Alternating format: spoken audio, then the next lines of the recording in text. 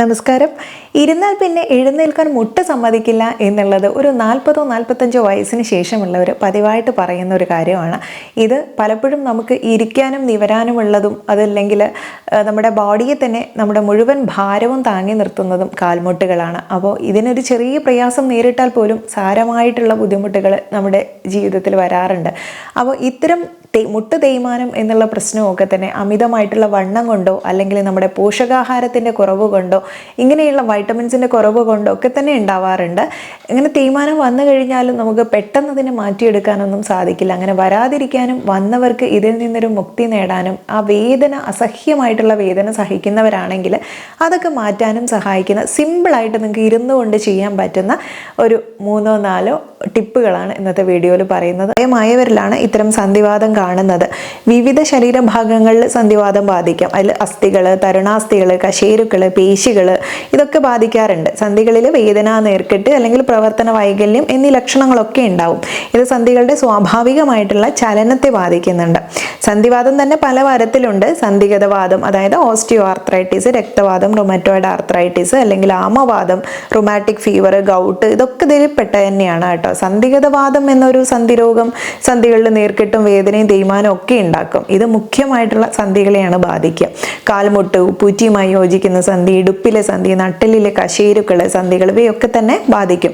പിന്നെ ഗൗട്ട് എന്ന സന്ധിവാദം രക്തത്തിലെ യൂറിക് ആസിഡിന്റെ അളവ് കൂടുമ്പോഴുണ്ടാവുന്നതാണ്. അതുകൊണ്ട് തന്നെ യൂറിക് ആസിഡ് ക്രിസ്റ്റലുകൾ സന്ധിയിലൊക്കെ അടിഞ്ഞുകൂടി സന്ധിയുടെ സ്വാഭാവികമായിട്ടുള്ള പ്രവർത്തനത്തെ ബാധിക്കുമ്പോഴാണ് ഗൗട്ട് ഉണ്ടാകുന്നത്. ഇത് പ്രായമായ പുരുഷന്മാരിലാണ് കൂടുതലായിട്ടും കണ്ടുവരുന്നത്.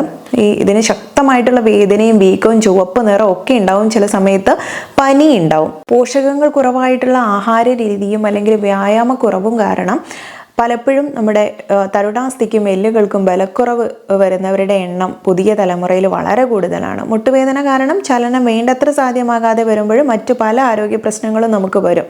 വ്യായാമം കുറയുന്നതോടെ പ്രമേഹം, അമിതമായിട്ടുള്ള ബ്ലഡ് പ്രഷർ, കൊളസ്ട്രോൾ ഇങ്ങനെയുള്ള ജീവിതശൈലി രോഗങ്ങളും കൂടെ നമുക്ക് വന്നു ചേരും. അതുകൊണ്ട് തന്നെ കരുതി ഇരുന്നില്ലെങ്കിലും മുട്ടുവേദന എന്ന് മുട്ടിൻ്റെ മാത്രം പ്രശ്നമായിട്ട് ഒതുങ്ങി നിൽക്കണമെന്നില്ല. അതിൽ നമുക്ക് എപ്പോഴും മുട്ടിന് ഭാരം കൊടുക്കുന്നതൊക്കെ ഒഴിവാക്കുന്നതാണ് നല്ലത്. അതുപോലെ കഴിക്കുന്ന ആഹാരങ്ങളും അതുപോലെ തിരഞ്ഞെടുക്കണം. ഇനി ഇതിൽ നമുക്ക് പെട്ടെന്ന് ഈ ഒരു വേദനയെ മാറ്റിയെടുക്കാൻ പറ്റുന്ന കുറച്ച് കാര്യങ്ങൾ, ഇത് തുടർന്ന് കൊണ്ടുപോയി കഴിഞ്ഞാൽ നമുക്ക് എപ്പോഴും ആ സൈനോവിയൽ ഫ്ലൂയിഡ് 2 ബോണുകൾ ഇതുപോലെ നിൽക്കുകയാണെങ്കിൽ ഇതിൻ്റെ ഇടയിലുള്ള സൈനോവിയൽ ഫ്ലൂയിഡ് കുറയുമ്പോൾ 2 എല്ലുകളും ഇതുപോലെ കൂട്ടിമുട്ടും. അപ്പോഴാണ് നമുക്ക് ആ ഒരു വേദന അസഹ്യമാവുന്നത്. ഇത് കുറച്ചൊന്ന് ഈ ഒരു ഗ്യാപ്പിൽ നിന്ന് കഴിഞ്ഞാൽ വേദന താനേ കുറയും, ആ ഫ്രിക്ഷൻ കുറയുമ്പോൾ. അപ്പോൾ അങ്ങനെ നിൽക്കാൻ നമുക്ക് സഹായിക്കുന്ന രീതിയിലുള്ള കുറച്ച് എക്സസൈസുകൾ ഞാനൊന്ന് കാണിച്ചു തരാം. ഇതുപോലെ തന്നെ നിങ്ങൾക്ക് ഫോളോ ചെയ്യാം.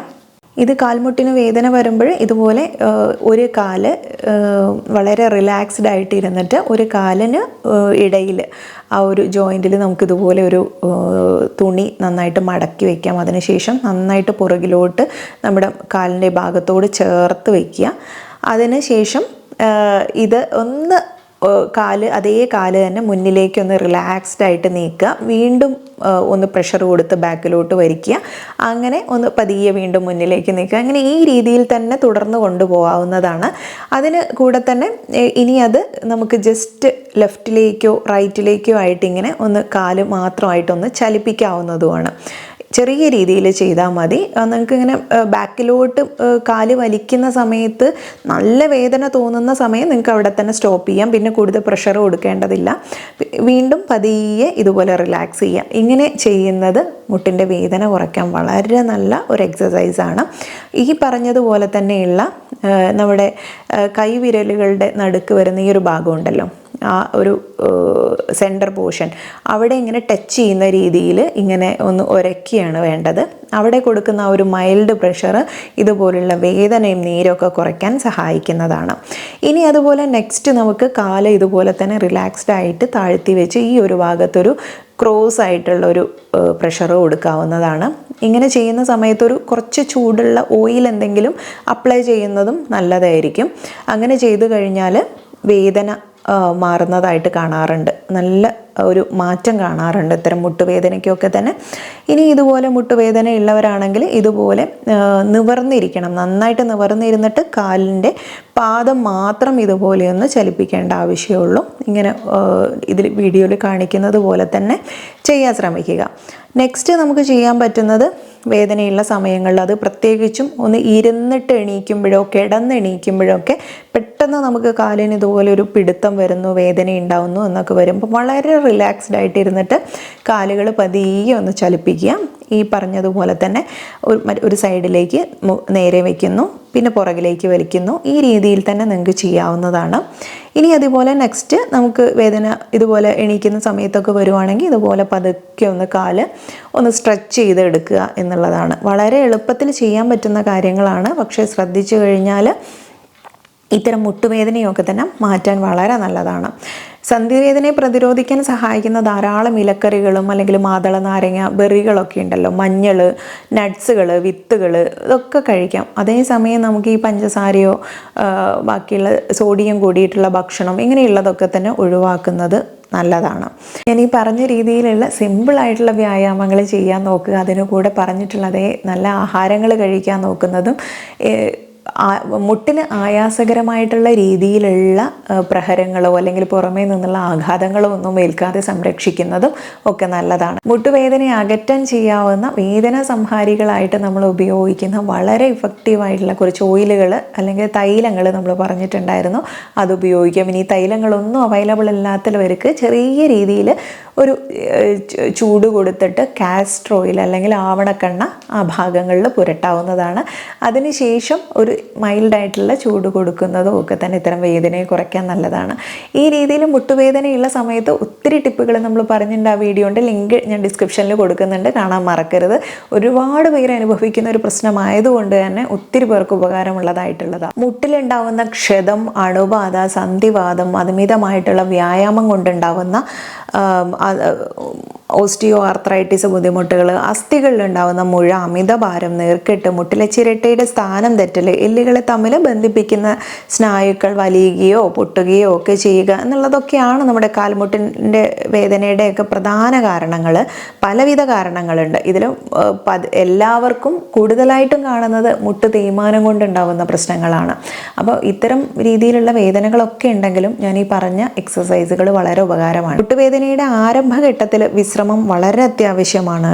അതിൽ നമ്മൾ പരമാവധി വിശ്രമം എടുക്കുക എന്നുള്ളതാണ്. മുട്ടുവേദന വരുമ്പോൾ നമ്മൾ തുടർച്ചയായിട്ട് നമ്മുടെ ശരീരഭാരം കൊടുത്തുകൊണ്ട് നിൽക്കുന്നത് പലപ്പോഴും മുട്ടിൻ്റെ ആഘാതം കൂട്ടുകയാണ് ചെയ്യുന്നത്. അതുകൊണ്ട് കുറച്ച് സമയം നിന്നുകൊണ്ട് ജോലി ചെയ്യുകയാണെങ്കിൽ ഒരു ഇത്തിരി സമയമെങ്കിലും മുട്ടിന് റെസ്റ്റ് കൊടുക്കുന്ന രീതിയിൽ നീണ്ടു നിവർന്ന് കിടക്കാൻ ശ്രമിക്കുക. അത്തരം വിശ്രമം അതൊരു ട്രീറ്റ്മെൻറ്റ് തന്നെയാണ്. അതുപോലെ ഭാരമേറിയ വസ്തുക്കളൊന്നും ഉയർത്തുന്നത് ഒഴിവാക്കണം. കാലുയർത്തി വെക്കാൻ ശ്രമിക്കുക. ലാസ്റ്റിക് ബാൻഡേജ് ഉപയോഗിച്ച് മുട്ടിന് ചുറ്റും കെട്ടിവെക്കുന്നത് കാലിന് ഉറപ്പ് തോന്നിപ്പിക്കും. പ്രത്യേകിച്ചും ചിരട്ടയുടെ സ്ഥാനം തെറ്റലൊക്കെ ഉള്ളവരാണെങ്കിൽ ഇത് വളരെ നല്ലതാണ്. മുട്ട് തേയ്മാനമാണെങ്കിൽ വേദനയും നീരും കുറയ്ക്കാൻ തുണി മുക്കി ചൂട് പിടിക്കുന്നതാണ് ഏറ്റവും നല്ലത്.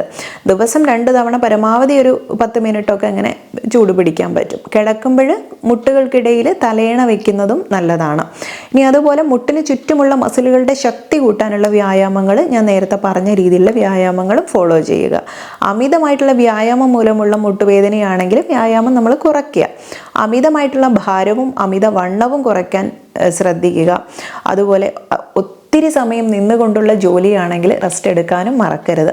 എപ്പോഴും ശ്രദ്ധിക്കേണ്ട കാര്യം നിങ്ങളുടെ അമിതമായിട്ടുള്ള ഭാരമാണ്. ഈ ഭാരം കുറച്ചിട്ടില്ലെങ്കിൽ അത് പലപ്പോഴും മുട്ട് ഒരു അസുഖങ്ങളും ഇല്ലാത്തവരാണെങ്കിലും മുട്ടിന് തേയ്മാനം കൂടുതലായിട്ട് വരാൻ സാധ്യതയുണ്ട്. എപ്പോഴും നമ്മുടെ ഒരു പാരമ്പര്യത്തിൻ്റെ ഭാഗമാണ് എനിക്കത് ഓക്കെയാണ് എന്ന് പറയുന്നതിലല്ല, നമ്മുടെ ഒരു BMI ചെക്ക് ചെയ്ത് അമിതവണ്ണമാണെങ്കിൽ അത് കുറയ്ക്കുന്നത് ഇതുപോലുള്ള ആരോഗ്യ പ്രശ്നങ്ങൾ വരാതിരിക്കാൻ നല്ലതാണ്. അതിതീവ്രമായ വേദനയോ പനി, നീർവീക്കം, മുട്ടിന് ചുറ്റും ചൂടുണ്ടാവും, നല്ല ചുമപ്പ് നിറം ഉണ്ടാവും, 3 ദിവസത്തിലധികം ഇത് നീണ്ടു നിൽക്കുന്ന വേദനയൊക്കെ ഉണ്ടെങ്കിൽ ഇത് അവഗണിക്കാൻ പാടില്ല. നമ്മൾ ട്രീറ്റ്മെൻറ്റ് എടുക്കേണ്ടത് ആവശ്യമാണ്. ഇഞ്ചി, മഞ്ഞൾ എന്നിവയുടെ ഉപയോഗമൊക്കെ തന്നെ ഇത്തരം ആൻറ്റി ഇൻഫ്ലമേറ്ററി ആക്ഷൻ ഉള്ളതുകൊണ്ട് വേദനയും വീക്കമൊക്കെ കുറയ്ക്കാൻ നല്ലതാണ്. 1/2 ടീസ്പൂൺ ഇഞ്ചിയും മഞ്ഞളും 1 കപ്പ് വെള്ളത്തിൽ തിളപ്പിച്ച് അത് ചൂടാറിയതിന് ശേഷം തേൻ ചേർത്തൊക്കെ കുടിക്കാം. ഒലീവ് ഓയിൽ വീക്കം കുറയ്ക്കുന്ന ഒരു ഘടകമുണ്ട്. ഇത് വേദനയുള്ള ഭാഗത്ത് മൃദുവായിട്ട് മസാജ് ചെയ്യാനും നല്ലതാണ്. വേദനയുള്ളപ്പോൾ തന്നെ കാൽമുട്ടിന് വിശ്രമം കൊടുക്കുന്നതിന് കൂടെ വ്യായാമം ചെയ്യുന്നത് മുട്ടുകൾക്ക് ഒരുപാട് ഗുണം ചെയ്യും. അത് വളരെ നേർത്ത രീതിയിലുള്ള ഒരു ചലനമാണെങ്കിൽ പോലും കാൽമുട്ടുകളിലേക്കുള്ള ആ ഒരു രക്തയോട്ടം വർദ്ധിപ്പിക്കാനും പേശികൾക്ക് ബലം കൊടുക്കാനും വളരെ നല്ലതാണ്. ഇന്നത്തെ വീഡിയോയിൽ പറഞ്ഞിട്ടുള്ള ഈ സിമ്പിളായിട്ടുള്ള കാര്യങ്ങളാണെങ്കിലും നിങ്ങൾക്ക് ഒരുപാട് മാറ്റങ്ങൾ വരുത്താൻ പറ്റുന്നതാണ്. വേദന, അസഹ്യമായിട്ടുള്ള വേദന കൊണ്ടുള്ളവരാണെങ്കിൽ നിങ്ങൾ ഇത്തരം വേദന സംഹാരികളെ മാത്രം ആശ്രയിക്കേണ്ടതില്ല. ഈ രീതിയിലൊക്കെ തന്നെ ചെറിയ ചെറിയ കാര്യങ്ങളൊക്കെ നമ്മുടെ ജീവിത ശൈലിയിലൊക്കെ ഓരോ മാറ്റങ്ങൾ വരുത്തി കൊണ്ടുവന്നാലൊക്കെ നല്ല മാറ്റം വരും. അപ്പോൾ അതൊന്ന് ട്രൈ ചെയ്ത് നോക്കുക. നിങ്ങൾക്ക് ഓക്കെ ആണെന്ന് തോന്നുകയാണെങ്കിൽ കണ്ടിന്യൂ ചെയ്ത് കഴിഞ്ഞാൽ ഇതുപോലെ മരുന്നുകളെ മാത്രം ഡിപ്പെൻഡ് ചെയ്തിട്ടുള്ള ആ ഒരു അവസ്ഥ മാറ്റിയെടുക്കാൻ പറ്റും. കണ്ടു കഴിഞ്ഞാൽ എല്ലാവർക്കും ഒന്ന് ഷെയർ ചെയ്താനും കൂടെ ശ്രമിക്കുക. നെക്സ്റ്റ് ഒരു വീഡിയോയിൽ നല്ലൊരു വിഷയവുമായി വീണ്ടും കണ്ടുമുട്ടാം. നന്ദി.